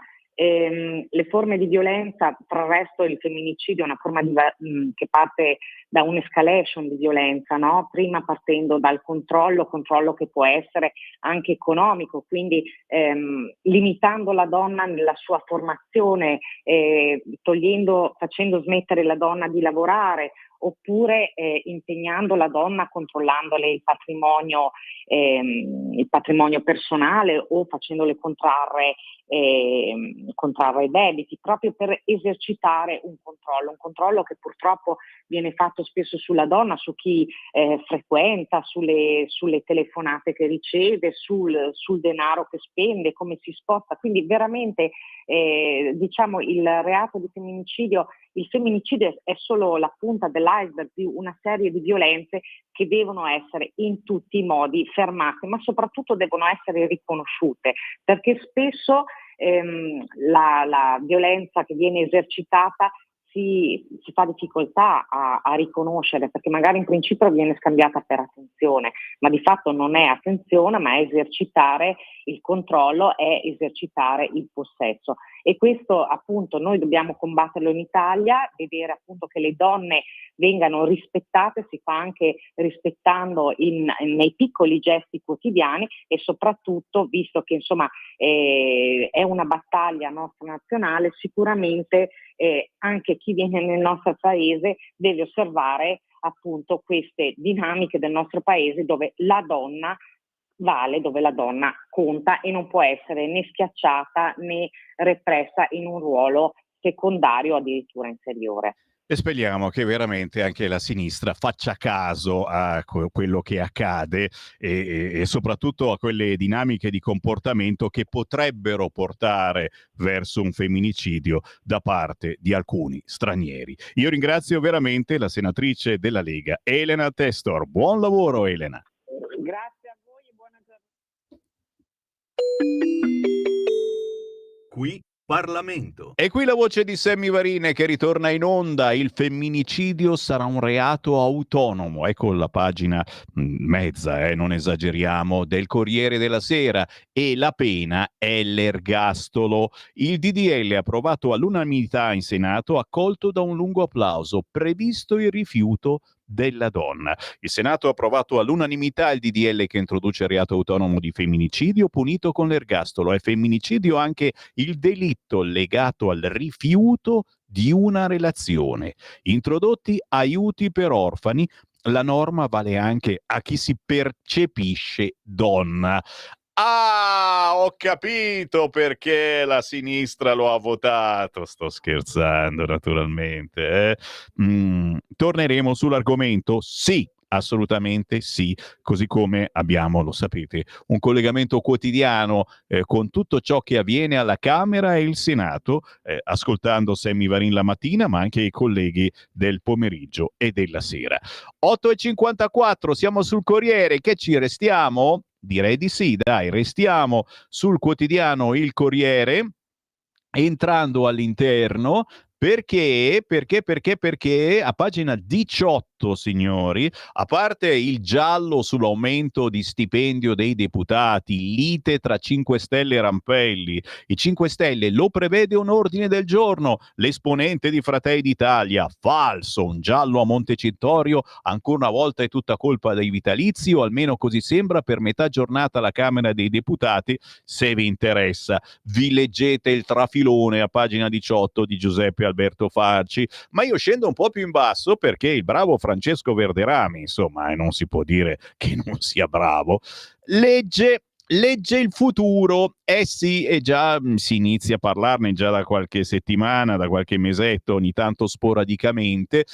Chi ha paura del campo largo? Potrebbe essere un altro titolo che potrei proporre io, perché se il centro-sinistra si unisce nel campo largo, attenzione alle prossime elezioni. C'è di buono che, da come stanno andando le cose, il campo largo sarà il solito camposanto, ma ci hanno già fregato con questa battuta. Il retroscena sul quotidiano Il Corriere quest'oggi si scrive: dai collegi ai listini, le tensioni nascoste tra Meloni e Salvini sulla legge elettorale. C'è che Fratelli d'Italia vuole cancellare i collegi uninominali. La Lega si oppone. La trattativa per arrivare a una proposta unitaria. C'è ancora da decidere su preferenze, premio, sbarramento, indicazione del premier.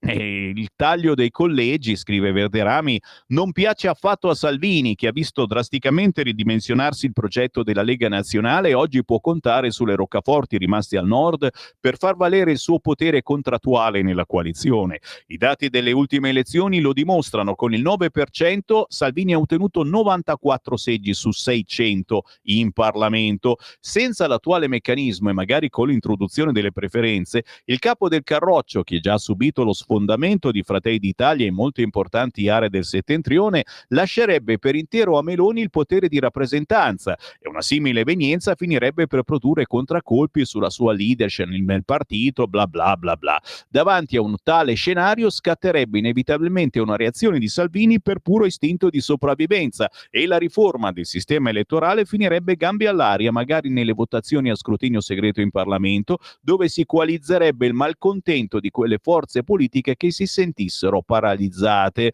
Così di fatto salterebbe il centrodestra. Insomma, porta un po' di sfiga Verderami, ma sono meditazioni che zitti zitti stanno accadendo. L'attuale legge elettorale è un mix tra proporzionale e maggioritario, il 37% dei seggi assegnato con un sistema di collegi uninominali. Il centrodestra intende riformare la legge, ma ci sono, come vi dicevo, visioni opposte. La Lega vorrebbe tenere i collegi uninominali, Fratelli d'Italia vorrebbe eliminarli. Nel partito della Premier serpeggia il timore che i collegi uninominali alle politiche premino il centro-sinistra, possono premiare la sinistra, che nel 2022 invece era diviso. La Lega teme di perdere terreno al nord. Insomma, se la sinistra sta compatta con i 5 Stelle, soccavoli, anche perché il prossimo Parlamento, bada ben, è quello che eleggerà il Presidente della Repubblica. Tan, da, da, da. Meditate, gente, meditate. Giro pagina di nuovo, sono pericolosamente ancora sul Corriere, ma attenzione, io voglio. Che cavolo vuoi, Sammy Varin? Non si capisce che cosa vuoi veramente, no? Che nominano di nuovo Lupi, dico, "Oh, ancora no, perché noi moderati c'è un ruolo per Cavo, e Lupi ha come obiettivo l'arrivare al 3%. Cavo sarà presidente del Consiglio nazionale e insomma ci dedicano un bel articoletto sul Corriere e uno dice ma come mai? Ma perché? Come mai? Ma perché? Danno tutto quel spazio a Lupi in questi giorni sulla stampa? Non soltanto a Lupi, anche a qualche altro ex qui in Lombardia, anche ex sindaco. Chiaramente stiamo cercando un possibile candidato del centrodestra. Se avete consigli me li date? 340 67 09 659, alzano la mano qui in radio, tutti pronti a fare il sindaco? Va bene, ne parliamo. Intanto ci fermiamo perché c'è la pausa, sono le 9, che canzone in arrivo? Wow! Chris Montello, signori, questo è puro countryman. La sua musica sta andando alla grande non solo in Italia ma in giro per il mondo, e la cosa mi fa veramente piacere. E ci manda anche un video saluto, quindi prima della canzone mandiamo il video saluto del countryman Chris Montello da Morcote. Qui siamo nel Canton Ticino, ma vive a Busto Arsizio, mio vicino di casa, sul cursore, e sentiamo il saluto di Chris Montello. Signore e signori, buongiorno, io sono Chris Mantello, state ascoltando il grande Sammy Varin che tra pochi istanti vi proporrà il mio nuovo singolo che si chiama In the Deep ed è arrivato in finale, non in nomination, in finale ai Grammy Awards come Best Solo Country Performance. Spero che anche a voi piaccia.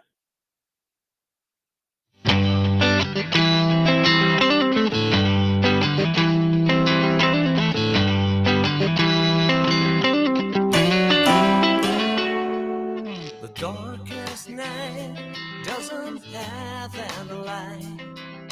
You got to find your way after the stars. They're still there, but don't look down. Well, I'm already stuck in my ghost town. In the deep of this dreary night, even a dim light is shining bright. In the deep of this emptiness, feeble flavors of your darkest side.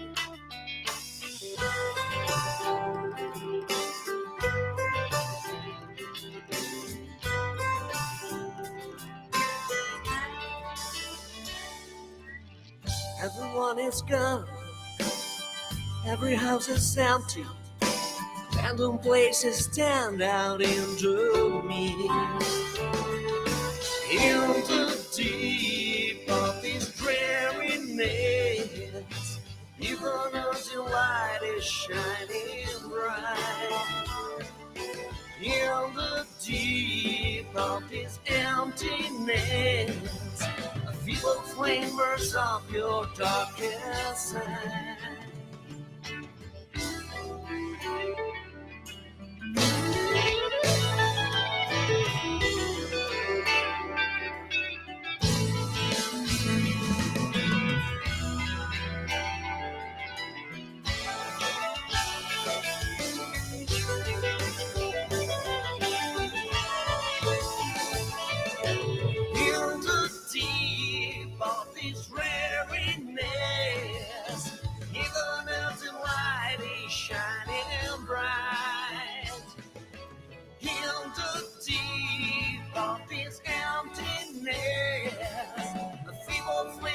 Of your darkest side. Whoa. Whoa.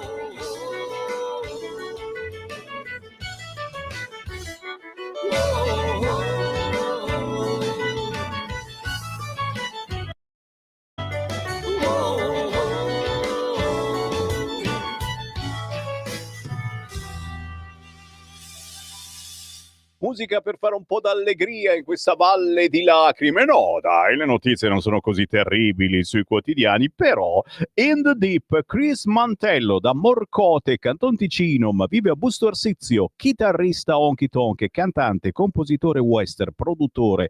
Inoltre ha approdato, dicevamo, in posizioni impressionanti all'interno della Europe India Music Chart. È country, è western, è musica diversa. Provate a cercarla sulle altre radio. Zero. Chris Mantello, lo trovate su tutti gli store digitali, ma semplicemente su YouTube. Scrivete Chris Mantello, vi saltano fuori tante canzoni ed è venuto a trovarci più volte anche su queste frequenze. 4 minuti dopo le 9 del mattino, ancora il buongiorno. Sono Sammy Varin, faccio radio dalla fine degli anni 70. Ci divertiamo a lanciare sensazioni, emozioni e in questo caso lanciare notizie, visto che sto facendo una rassegna stampa che conduco in vostra compagnia, grazie a chi mi sta scrivendo al 340 6709 659 le proprie impressioni, commenti alle notizie del giorno. Tra poco apriremo anche le linee, ancora 5 minuti, allo 029294 7222, così potete parlarmi proprio de visu. Il Tempo, quotidiano indipendente, 1,20 €, ragazzi, è il più conveniente. Berlinguer, sempre più difficile, Berlinguer. Nel Partito Democratico torna la questione morale. Milano, Marche, Torino e Bari, bufera sugli amministrazioni PD, Schlein è costretta a sostenere tutti, ma Conte si smarca e toglie l'appoggio a Ricci.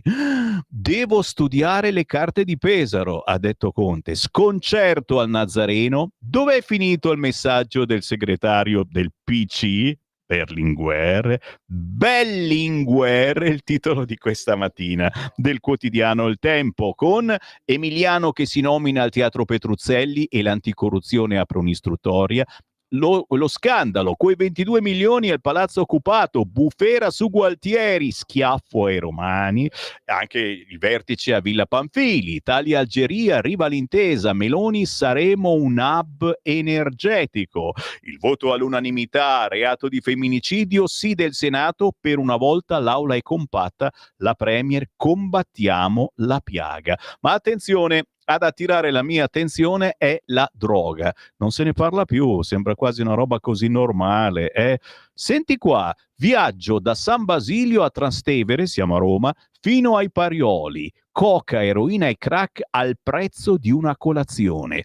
Da 5 a 80 euro il prezzo della dose, cambia in base al quartiere di Roma. Ma è una vergogna! Cocaina, eroina, crack vengono vendute anche al prezzo di una colazione, da 5 a 80 euro per una dose, ma il prezzo cambia in base al quartiere. Avete capito bene, ragazzi? Allora voglio andare a vedere, anche perché qui si parla di Roma, ma lo sapete, è così da tutte le parti, è una cosa vergognosa ormai. Costa niente la dose, costa niente, e anche i più giovani hanno cominciato a usare la droga. Viaggio nella droga, pagina 16 del quotidiano Il Tempo, da 5,80 euro a dose, il prezzo cambia in base al quartiere. Eccolo, 5 euro, meno di un pacchetto di sigarette, meno di un panino, meno di un caffè e cornetto. A Roma è il prezzo per lasciare il mondo per qualche ora. È il prezzo di una dose di crack, una droga che non ti culla, ti strappa via la lucidità, la paura, il sonno. Una sostanza che a differenza delle altre non distrugge solo chi la fuma, ma anche chi gli sta intorno.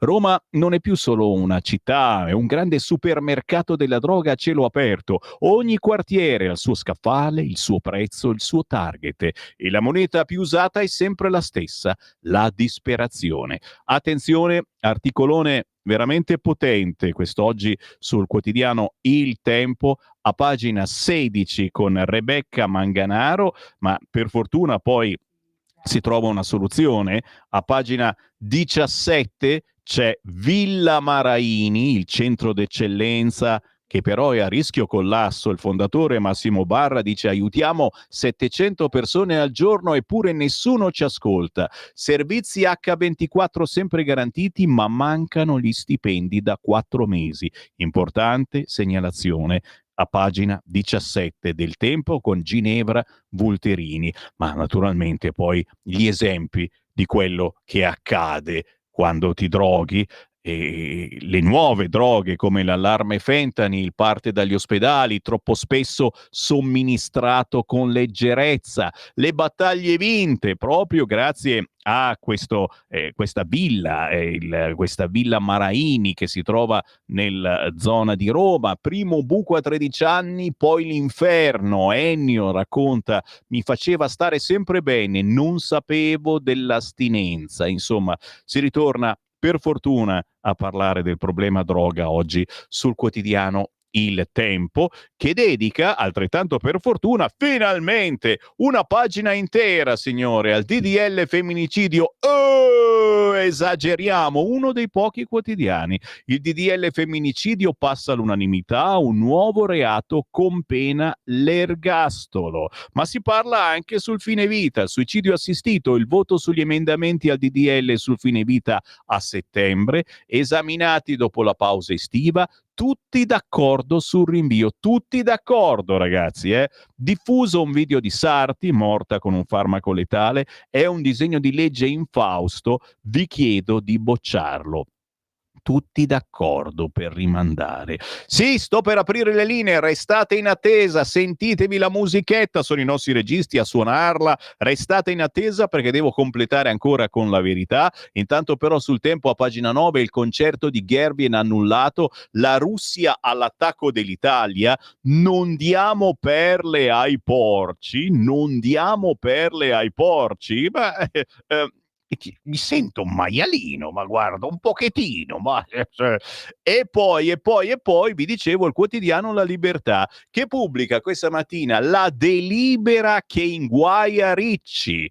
Siamo nelle Marche, l'indagato non rinuncia alla candidatura alla regione, il 5 Stelle lo punta. La procura di Pesaro accusa di corruzione l'ex sindaco che avrebbe fatto arrivare fondi pubblici a una società fittizia controllata da un collaboratore tramite decisioni di giunta, a partire da un atto del giugno 2022. Obiettivo: guadagnare consensi elettorali. Scandalo edilizio a Milano, l'uomo chiave tace, 6 a processo per le torri di Crescenzago.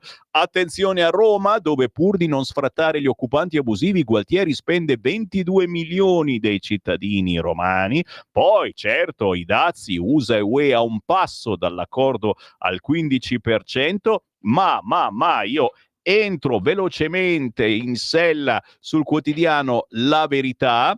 Perché? Perché non c'è solo Milano e qui ancora siamo un po' timidi e dici ma sarà vero, è davvero è successo? Sistema Milano anche a Bologna.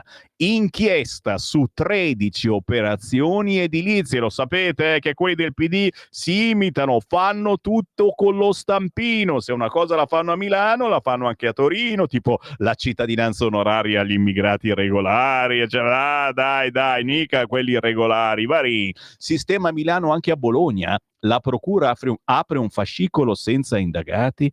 La Lega grave la fuga di notizia. La Procura di Bologna ha aperto un fascicolo conoscitivo al momento senza indagati né ipotesi di reato per fare luce su una serie di operazioni urbanistiche avvenute a Bologna che, secondo un esposto presentato da una rete di comitati e associazioni, avrebbe violato la normativa edilizia vigente. Sotto osservazione 13 interventi edilizi realizzati in diverse zone della periferia bolognese, per i quali sarebbero stati utilizzati in modo improprio strumenti di semplificazione procedurale. In particolare la famosa segnalazione certificata di inizio attività, SCIA, al posto del più articolato e vincolato iter previsto dai piani urbanistici attuativi. Qua mi fermo. Ma c'è un bel articolone, un mezzo paginone oggi sul quotidiano La Verità a pagina 5. Sistema Milano anche a Bologna. Fiato sul collo al sindaco di Bologna, Matteo Lepore. Dai, avanti con le chiamate 0292947222. Chi vuole parlare con Sammy Varin, mentre sempre sulla Verità pagina 6, vi dicevo, La Verità pubblica la delibera che inguaia Ricci, avrebbe dirottato soldi a 2 onlus, tutto scritto nero su bianco oggi sul quotidiano La Verità. Pronto? Buongiorno Semi del Veneto, Antonello, Ciao. buongiorno. Volevo proporre una riflessione diversa da quello che è stato fatto nei giorni precedenti in merito alla tenaglia che le procure vorrebbero utilizzare nei confronti del PD per la questione della nuova disposizione della giustizia. Ovvero, a mio avviso, non è questo l'intento delle procure, quello di voler prendere per il collo il PD e dirgli guarda, ferma assolutamente questa nuova disposizione di legge. Per me invece è un'altra la tattica, ed è questa secondo me, ovvero creiamo un grande scandalo, poi lo facciamo afflosciare in modo che gli elettori ex PD ritornino al PD e dicano ecco, vedi, sono innocenti. Non è vero quello che si diceva. Hai capito qual è la strategia secondo me? Questa.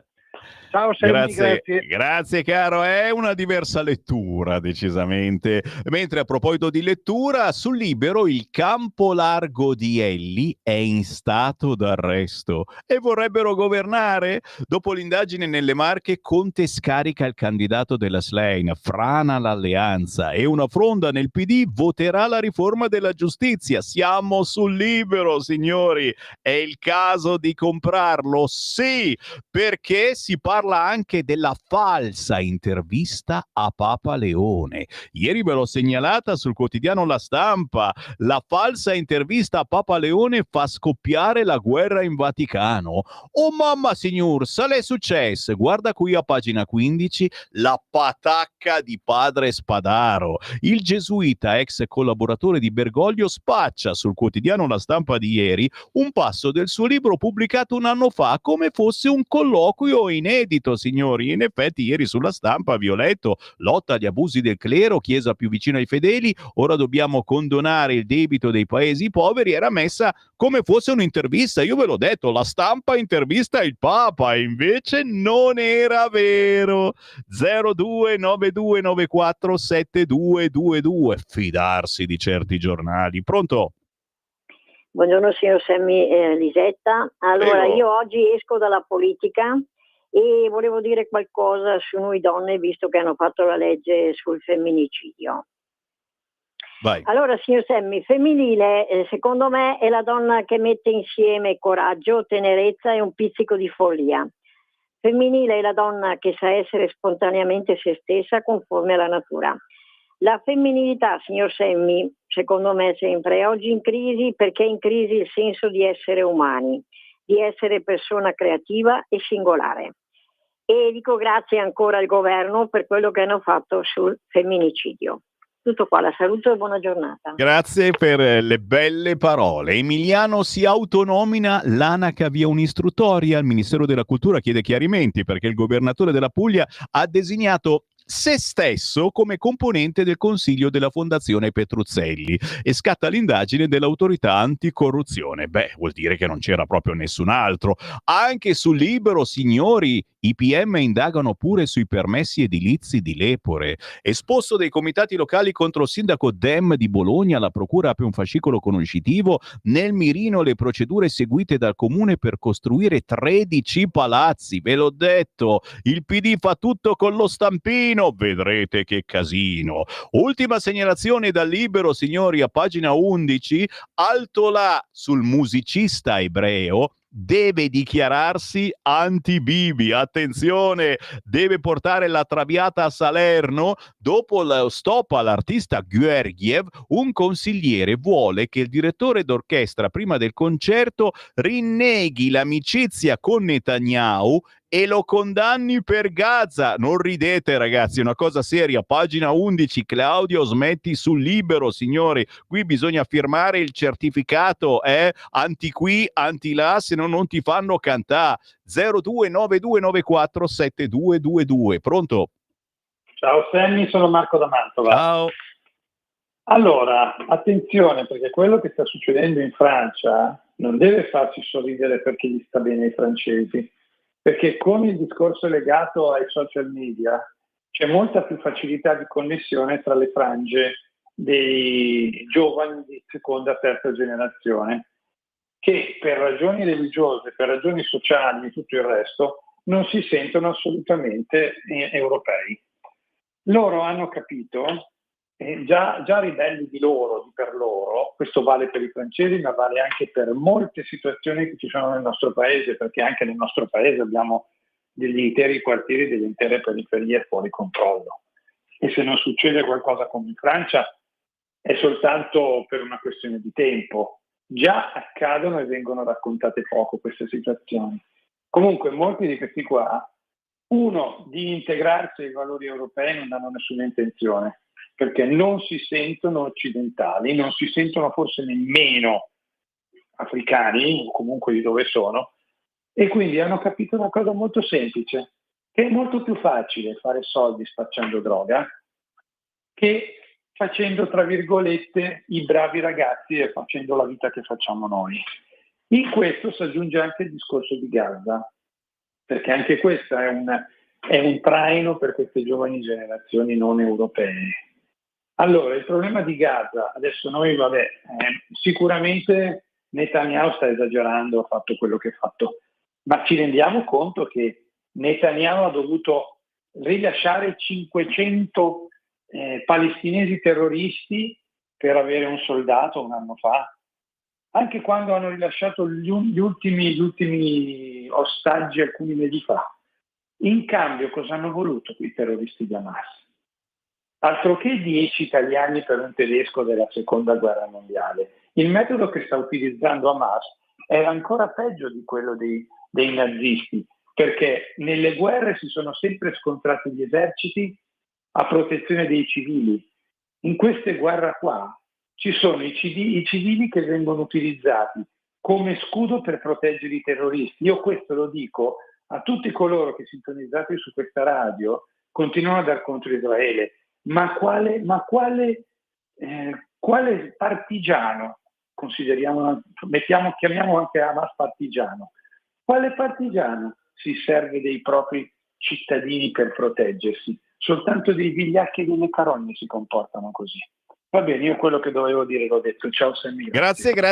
Tanti sassolini col cavolo, sassoloni tirati nel lago, compreso certamente questa cosa che pubblica oggi il quotidiano Repubblica, il fatto che molti paesi e città abbiano istituito il coprifuoco notturno per i minorenni in Francia. E ne parla la Repubblica in un articoletto come Firulì Firulà fosse una cosa normale.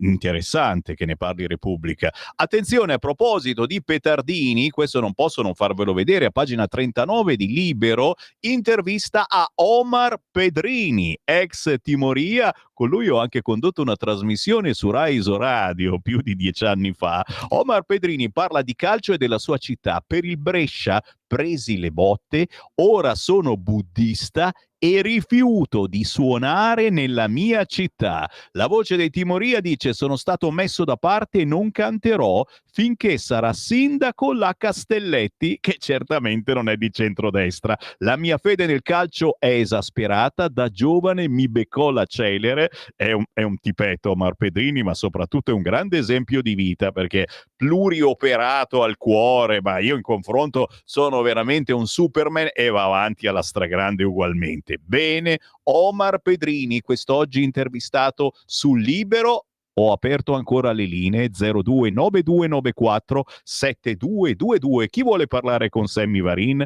parli ora o taccia per sempre. Pronto? Pronto? Uela. Buongiorno. Ciao. Mi sente? Certo. Salve, mi chiamo Constantin. Prego. Salve. Allora, io sono dalla Romania e lavoro qua in Italia da un bel po' di anni. Ti ho chiamato perché ho scritto a così tante televisioni e radio in Italia, ma vedo che nessuno parla.